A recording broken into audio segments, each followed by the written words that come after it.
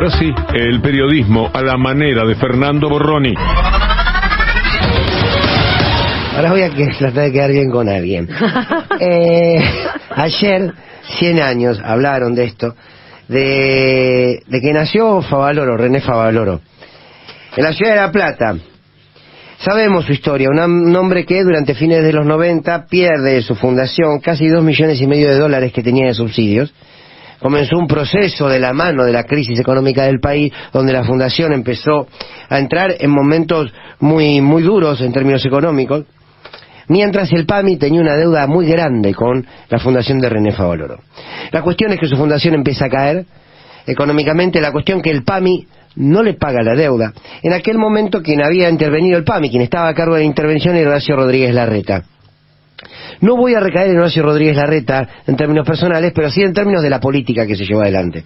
Lo concreto es que a la fundación el PAMI no le dio un peso. La decisión de Horacio Rodríguez Larreta a favor de la fundación no estuvo. Es más, en aquel momento Larreta dijo, como la administración de la Fundación Favaloro era muy mala, Favaloro no tenía los papeles, y ese es el argumento por el cual no se le pudo pagar. Bien, lo concreto es que un 29 de junio del año 2000, a partir de la desesperación que significó para él la pérdida de la fundación, se suicidó de un disparo al corazón. ¿Por qué lo traigo a Favaloro? No solamente por lo que significa para nuestra ciencia, para nuestra medicina, sino porque Favaloro fue víctima de un modelo económico. El modelo económico de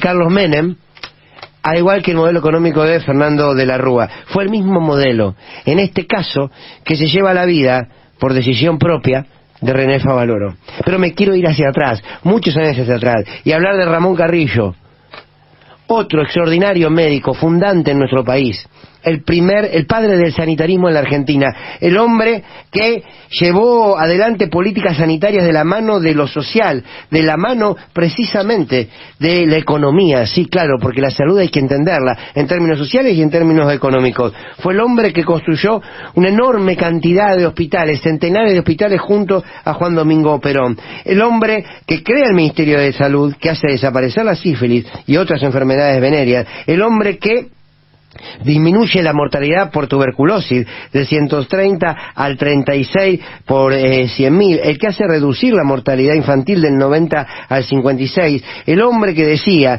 que para comenzar la guerra contra los microbios primero hay que terminar con la pobreza y que el mejor plan de salud era el agua corriente y las cloacas. Ese hombre fue perseguido luego del golpe de 55.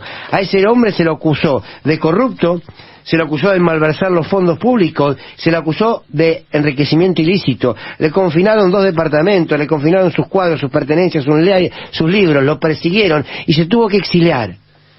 ¿Por qué? Porque esas bombas del 55 venían a presentar y a instalar el mismo modelo económico que más tarde instalaría Martínez de Hoz, luego Carlos Menem, luego Fernando de la Rúa y luego Mauricio Macri.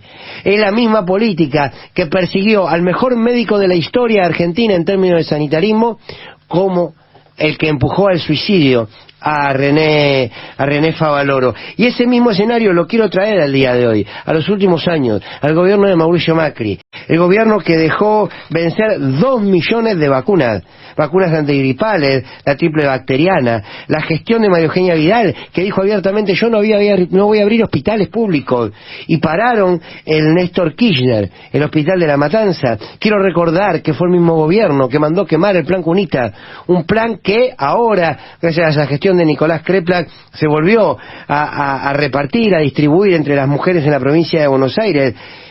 Pero insisto, la justicia, parte de ese modelo político y económico, las mandó quemar.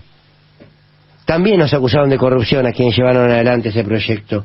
El mismo modelo que reprimió enfermeros, de la mano de Horacio Rodríguez Larreta. En plena pandemia reprimieron enfermeros. Aquí no hay excepciones de la historia. Aquí hay una cuestión de una línea histórica que empieza, si se quiere, por poner un punto, con la persecución a Carrillo, con la estigmatización, con la muerte de Favaloro, con la represión y el terminar con el Ministerio de Salud que terminó siendo Secretaría. Esto es también la derecha cuando gobierna. La derecha es insalubre. La columna de Fernando Borroni.